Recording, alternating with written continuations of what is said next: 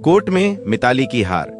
गौतम ने खोली सारी सच्चाई। डिम्सी की कस्टडी पर आया बड़ा फैसला। दोस्तों, टीवी सीरियल सास भी कभी बहू थी की कहानी अब पहुंच चुकी है अपने सबसे बड़े और हाई वोल्टेज मोड पर, जहां इमोशन, साजिश और इंसाफ तीनों एक साथ देखने को मिलने वाले हैं। इस बार शांति निकेतन की शांति पूरी तरह टूट चुकी है, क्योंकि मिताली ने ऐसा कदम उठा लिया है जिसने पूरे वीरानी परिवार को हिलाकर रख दिया है। मिताली सीधे कोर्ट पहुंच जाती है और डिम्सी की कस्टडी के लिए केस फाइल कर देती है। ये खबर सुनते ही ऋतिक के पैरों तले जमीन खिसक जाती है। ऋतिक बेहद घबराया हुआ मिहिर से कहता है, पापा, अगर गलती से भी डिम्सी की कस्टडी मिताली को मिल गई तो वो मेरी बेटी की जिंदगी बर्बाद कर देगी। वो डिम्सी को सिर्फ अपनी जिद और ईगो के लिए इस्तेमाल कर रही है। ऋतिक की यह बात सुनकर मिहिर भी अंदर से टूट जाता है, क्योंकि उसे भी पता है कि मिताली के इरादे बिल्कुल साफ नहीं हैं। पूरा परिवार चिंता में डूब जाता है और किसी को समझ नहीं आता कि अब क्या होगा। लेकिन तभी कहानी में होती है गौतम की दमदार एंट्री। गौतम पूरे आत्मविश्वास के साथ परिवार के सामने खड़ा होता है और कहता है, अब किसी को घबराने की जरूरत नहीं है। यह केस मैं खुद लड़ूंगा और सच को सामने लाकर रहूंगा।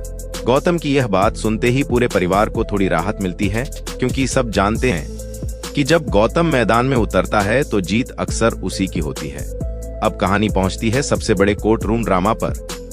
कोर्ट में मिताली पूरे कॉन्फिडेंस के साथ खड़ी होती है। उसे लगता है कि आज फैसला उसके पक्ष में आएगा, लेकिन उसे जरा भी अंदाजा नहीं होता कि आज उसका झूठ पूरी दुनिया के सामने आने वाला है। गौतम एक एक करके कोर्ट के सामने ऐसे सबूत पेश करता है जो मिताली की साजिश का पर्दाफाश कर देते हैं।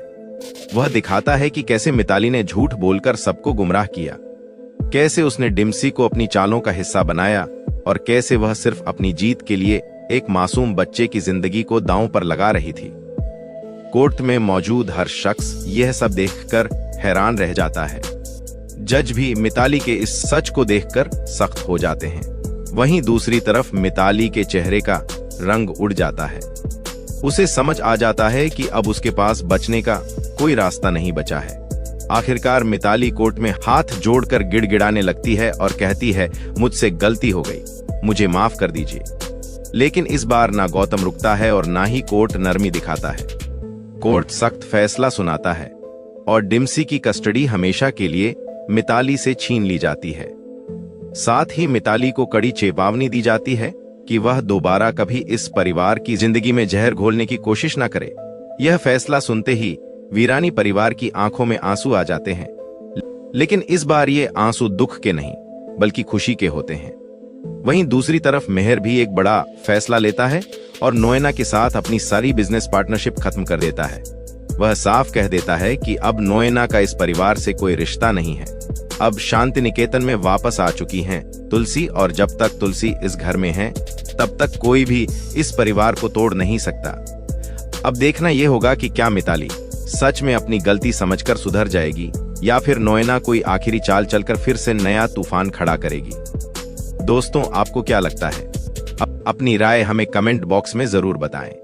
अगर आपको यह वीडियो पसंद आई हो तो वीडियो को लाइक करें और ऐसे ही मजेदार अपडेट के लिए चैनल को सब्सक्राइब करना बिल्कुल ना भूलें। मिलते हैं आपसे अगली वीडियो में।